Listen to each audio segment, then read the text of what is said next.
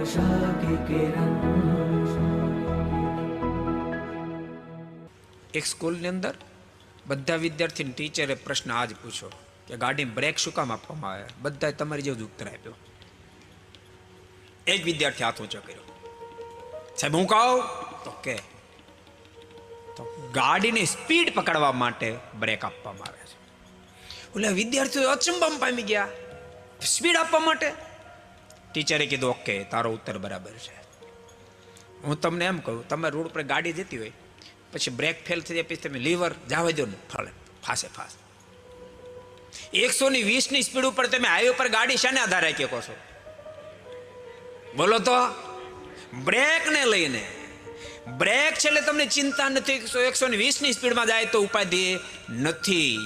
બાકી માંડ 20 ઉપર જાય તો બ્રેક ફેલ થઈ જાય તો પછી જવા દો ને તમે 80 ઉપર. બોલો તો ખરા.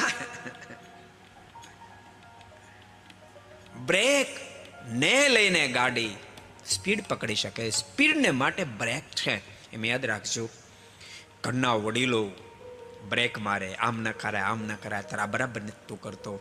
ક્યારેક ક્યારેક આપણને એમ લાગે કે આ મને રોકવાનો પ્રયાસ કરે, મારી પ્રગતિને રૂંધી રહ્યા છે, પણ વાસ્તવિકતા એ નથી. એ રૂંધી નથી રહ્યા. એ જ બ્રેક તને મહાન બનાવશે. મહાન. એ મહાન તને બનાવવા માટે, તારી ઊંચાઈ આપવા માટે તને રોકી રહ્યા છે. આ ન કર, આ કર, આ ખોટું છે.